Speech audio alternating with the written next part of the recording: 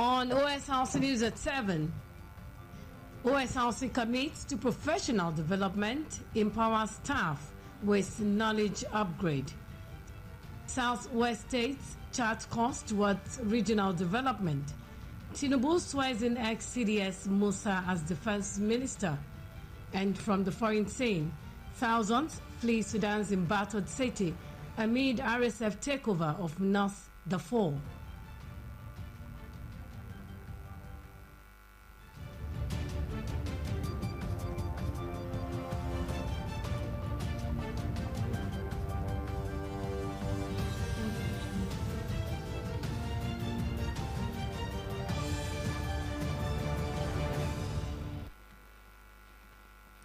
Good evening. Welcome to the news at 7. My name is Odunayo Sawyer. We'll begin tonight's bulletin from the national scene, and President Bola Tinubu has sworn in retired General Christopher Musa as the new Minister of Defense.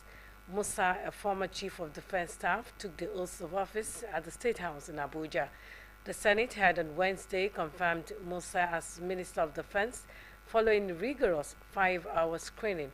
He told lawmakers he would immediately set up a full-scale investigation into the troop withdrawal once he assumes duty. Musa also vowed to probe the killing of Brigade Commander Brigadier General Musa Uba in Borno State, along with other attacks on senior military officers. Musa's nomination followed the resignation of former Defense Minister Mohammed Badaru, reportedly on health grounds. Meanwhile, President Bola Tinubu has transmitted to the Senate two lists of 34 career and 31 non-career ambassadors nominees for screening and confirmation. Prominent names listed as non-career ambassadors include Reno Mokri, Femi Fani-Kayode, General Abdurrahman Dambazau, Okeze Ikpiazu, and Ifeanyi Gwanyi. Also listed as non-career ambassadors nominees are Professor Mahmoud Yakubu, Vice Admiral Ete Ibas, Jimo Ibrahim, Nora Dadut, Fatima Ajimobi, and Ita Enang, among others. The two lists brings to 68 number of persons nominated so far as ambassadors awaiting confirmation by the Senate. And here in Ondo State, the Industrial Radio Vision Corporation, Osrc, has reaffirmed its commitment to sharpening staff competence and raising the bar of professional broadcast delivery through a renewed focus on training. At a one-day in-house training for newscasters, on-air personalities, and program presenters, Director General of the Osrc Media Group, Kenneth Odushola Stevenson, said the initiative signals a new phase of knowledge upgrade within the organization. Blessing Obi tells us more. Regular training has been identified as a key factor in improving staff performance. To sharpen presentation skills, Ondo State Radio Vision Corporation, OSRC, organized an in-house training for its casters and presenters. The program aims to build staff capacity and equip them with the knowledge required to excel on the job. Director General, OSRC, Kenneth Odushola Stevenson, described the training as a new phase of professional development, noting that OSRC is investing deliberately in human capacity to meet and surpass global broadcasting standards. Today, we embark on a transformative journey, equipping our team with the skills and knowledge necessary to excel in the dynamic world of news and current affairs and program productions. Our topics today: announcing and presentation skills, rudiment of newscasting, and mastering the art of comparing an event commentary, are designed to empower our team with the expertise to inform, engage, and inspire audiences. As leaders in the media industry and in India media landscape, we recognize the importance of continuous learning and professional development. This training is a demonstration of our dedication to nurturing talent and fostering a culture of excellence. I'm confident that this initiative will not only enhance our skills but also inspires new ideas and perspectives, ultimately contributing to the growth and the success of our OSRC Media Group.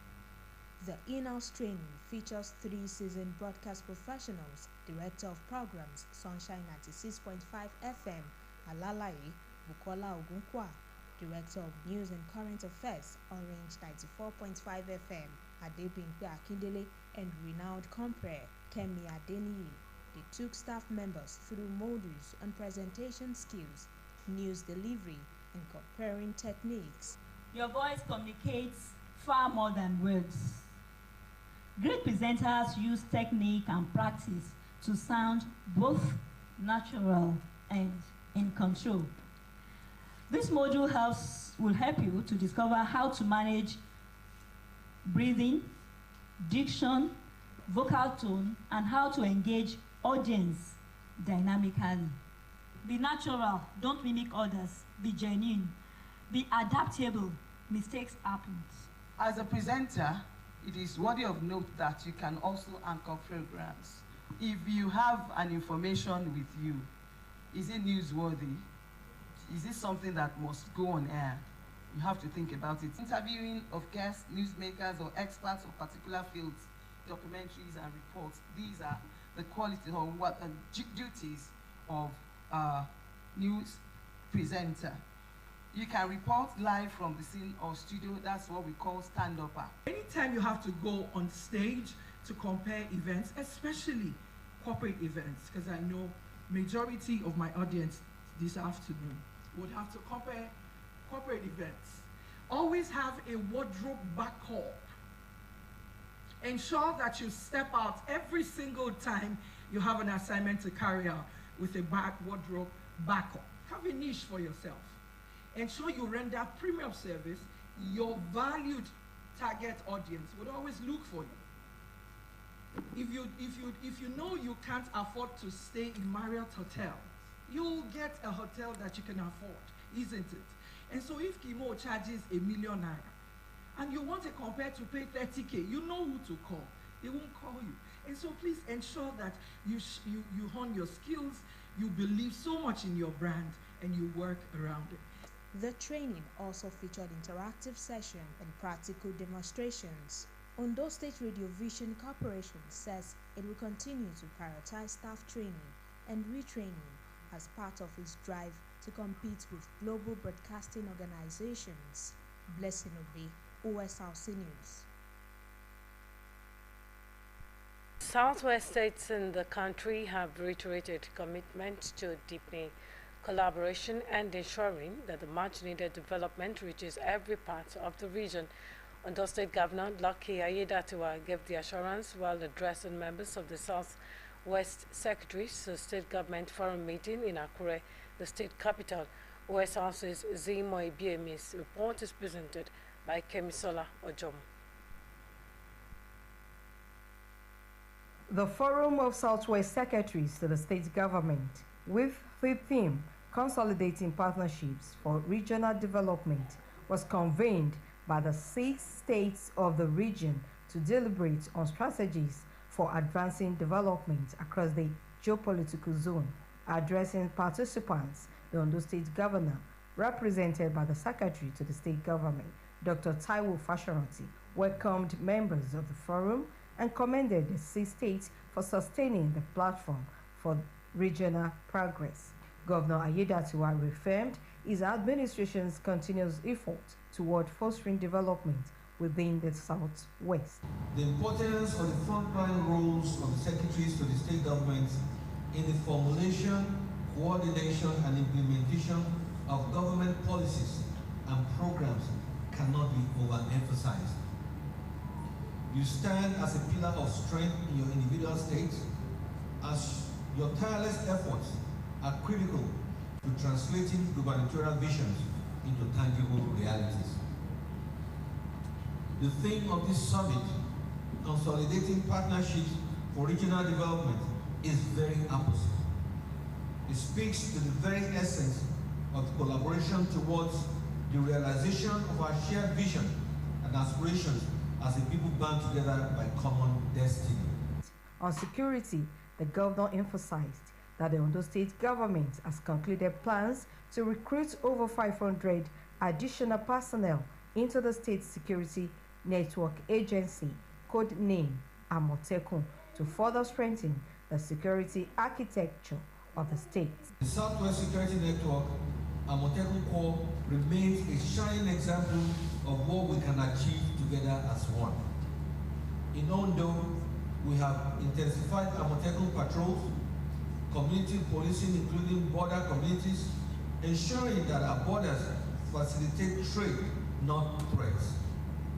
For efficiency and more comprehensive coverage, I recently approved the recruitment of additional 500 personnel for the Amotekun Corps to join the seasoned officers we have on the ground. Furthermore, the Southwest Governors Forum met in Ibadan last month and took decisive steps to protect our region. The Director General of the Dawn Commission, Dr. Sheye Uyileye, and the Permanent Secretary, Cabinet and Special Services Department, Mr. Adeyemi Adeyemo, who represented the Secretary to the Ondo State government, commended Governor Aiyedatiwa for his developmental drive. This forum stands as a beacon of what Nigeria can become when leaders choose collaboration over rivalry. The challenges facing our region are too complex for any single state to tackle alone. Regional rail infrastructure that moves goods seamlessly across state boundaries and digital literacy initiatives targeting 50 million Southwest citizens demand collective action.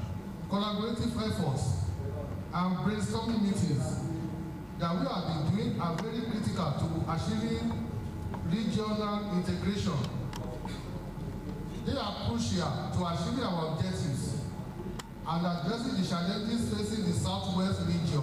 They noted that governments across the Southwest region will continue to share ideas and forge strong partnerships to accelerate growth in the region. They also appealed to the public to cooperate with state government in securing lives and property across the Southwest and the nation at large.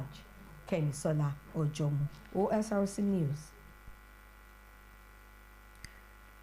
The House of Representatives has urged the federal government through the Ministry of Education to rethink the removal of civic education, computer studies, and electrical installation, among others, from the West African Examination Council portal, citing the significance of the subject to national development. The resolution of the House followed the consideration and adoption of a motion of public importance moved during plenary by the member Oboku Ofoju representing Genagwa Opokuma Federal Constituency, Bayelsa State. Speaking on the motion, Ofoji noted that though a review of the national curriculum is necessary from time to time, the affected subjects remain vital components of modern economies across the world. He described as insensitive the decision to take out computer science, where most of examination bodies are adopting the computer-based test model for the conduct of their examinations. Following the adoption, the House urged the Federal Ministry of Education to, as a matter of urgency and considering the limited time frame, rescind the implementation of the directive and give students a fair chance of success at the examinations. And the federal government has commenced the first tranche of direct financial payments under its Technical and Vocational Education and Training (TVET) initiative, reaching more than 42,000 students and over 600 independent training centers across the country. Each of the 42,000 beneficiaries has received a monthly stipend of 22,500 to cover upkeep and transportation costs, enabling them to concentrate fully on the skills acquisition programs.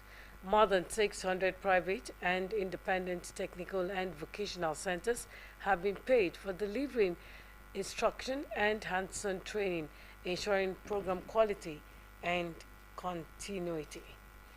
At this point, we'll take a break on the news. We will be back. Don't go away.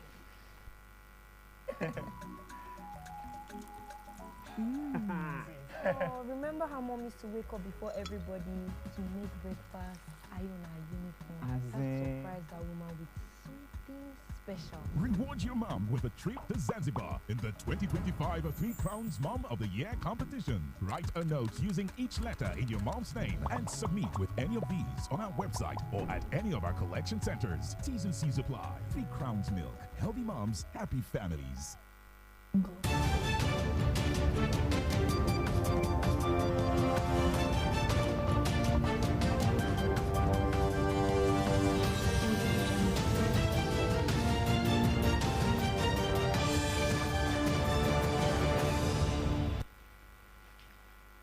Welcome back. You can watch us live on our website, www.osrc.ng, or follow us on Facebook at Osrc TV, and on YouTube, you can subscribe to our channel, Osrc TV Ondo. Moving on, the chairman of Osrc local government, Clement Kolapo, has distributed utility vehicles to traditional rulers in the council area, a bus to the legislative arm, and delivered cash grants to over 300 elderly residents. These strategic interventions are designed to strengthen grassroots governance, improve mobility for cultural custodians, and enhance social welfare services across Osrc local government. Adewumi Taiwo completes the story. The ceremony held at the Osrc Local Government Secretariat in Ifon had in attendance political office holders, community leaders, senior citizens, lawmakers, religious leaders, and members of the press. Speaking at the event, the chairman, Clement Kolapo, described the program as a people-oriented intervention aimed at promoting inclusive and responsive governance in line with the RE's agenda of the Ondo State government. He emphasized that the achievements were made possible through the unwavering support of Governor Lucky Ayedatiwa, whose administration remains committed to easing the burden of governance on residents at the grassroots. And service delivery. This landmark program is far more than a ceremonial event.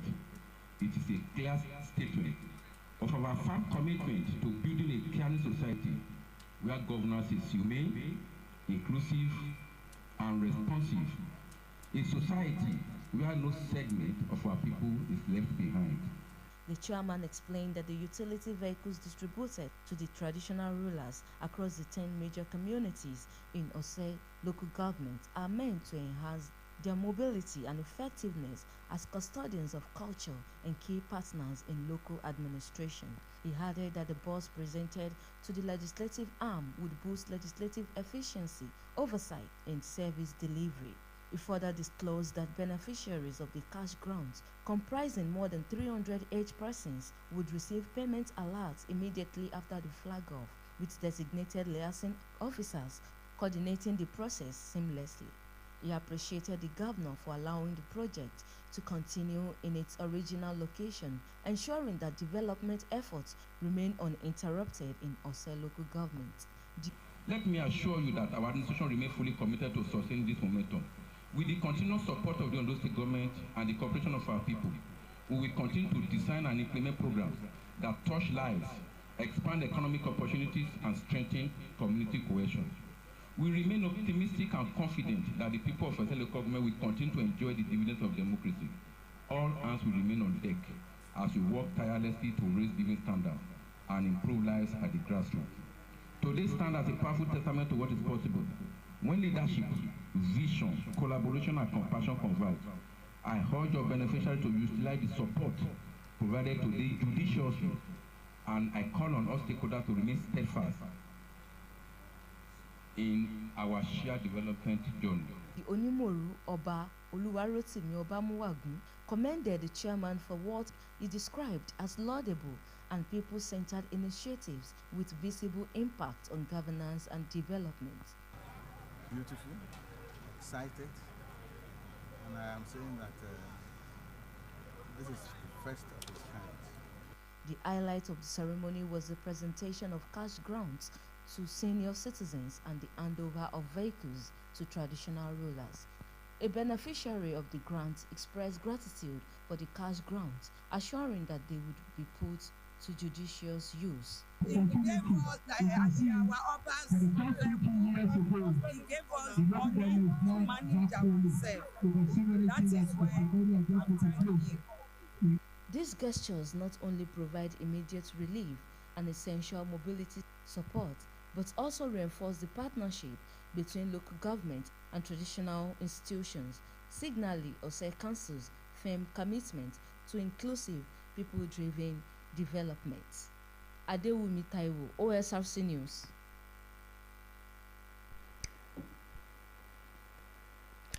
In Kogi State, the government has imposed a dusk to dawn curfew on the Mala local government area of the state amid escalating security concerns in the council area. According to a statement by the local government chairman, Edibo Mark, the curfew, which runs from 7 p.m. to 6 a.m. daily, took effect on December 2 and will remain in force until further notice. The council announced 24-hour security surveillance and intensified patrols across all communities. The council also placed restrictions on religious activities, adding that festival fireworks have been banned, while worship centers are expected to keep services brief. Mark urged residents to comply with the directive and cooperate with security agencies, noting that public support is crucial to restoring peace. The Minister of Information and National Orientation, Mohammed Idris, says Nigeria and the United States continue to remain normal diplomatic relations and are working closely to resolve any challenges. According to Idris, visas are the prerogative of every country.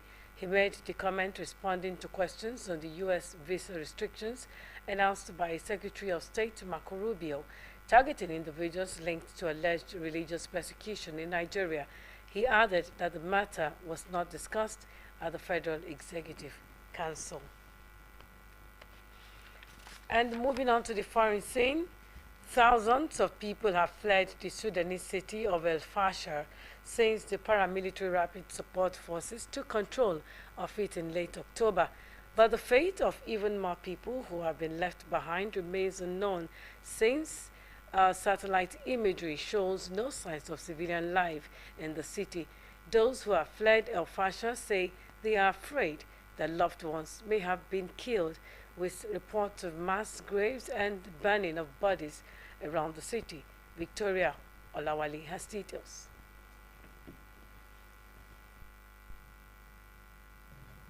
When Nafisa Adams fled Al-Fassia in North Darfur after paramilitary paid support forces seized it in October, she had her eldest son with her along with her daughters, but she arrived in the displacement camp in Alaba in northern Sudan without him.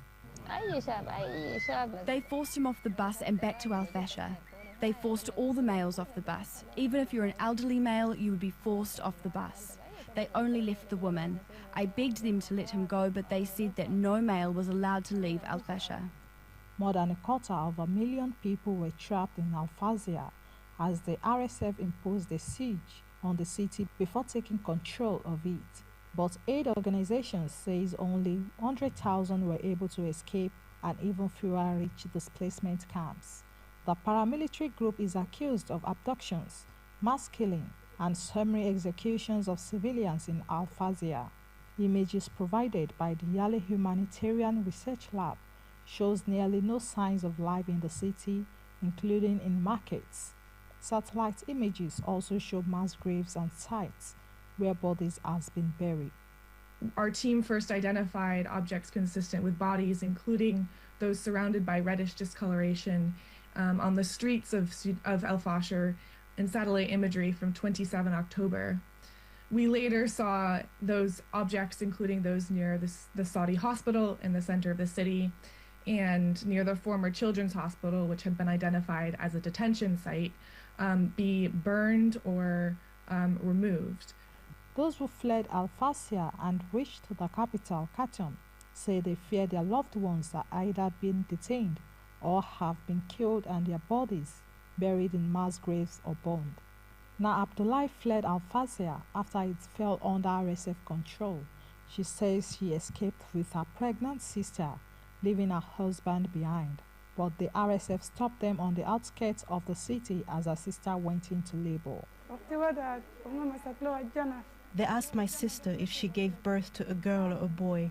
She said it was a girl. They held the baby and said it's a boy. Then they went and brought wood, lit it, and boiled water and put the baby inside. The baby died. My sister died shortly after out of heartache. And my husband has been missing ever since. He didn't come with us. We don't know where he is. Nearly everyone who has fled Al-Fazia say they have at least one family members they have not heard from since the group took control of the city, and fear that they may be held against their will or may be among those killed by the paramilitary forces. Victoria Olawale, OSRC News. To the United Kingdom, where government has announced an increase to both the national living wage and the national minimum wage, a move set to boost the pay packets of approximately 2.7 million workers across the country. Chancellor of the Exchequer, Rachel Reeves, confirmed that the government has accepted the recommendations of the Low Pay Commission to raise the rates.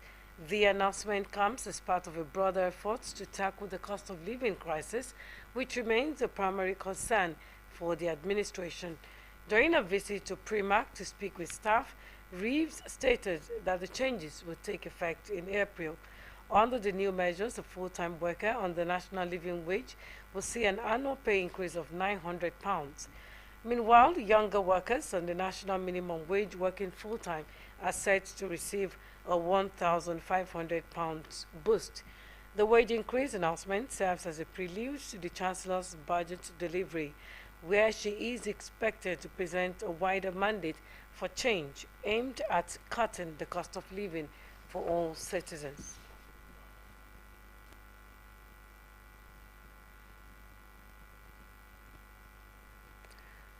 In sports, a Super Eagles captain, William Troost-Ekong, has announced his retirement from international football after a decade of service, confirming he will not feature in Nigeria's campaign at the 2025 Africa Cup of Nations in Morocco later this month. Troost-Ekong announced on his social media, stating that it had been an honor to represent Nigeria and create unforgettable memories with the national team. He made 83 appearances for the Super Eagles after making his debut in a 2-0 victory over Chad in June 2015 under the late coach Stephen Keshi. Over the past decade, the Al Khaloud defender proved to be one of Nigeria's most reliable defenders, representing the country at 3 AFCON tournaments, the 2018 FIFA World Cup in Russia, and winning bronze at the 2016 Olympics in Brazil with the Dream Team 6.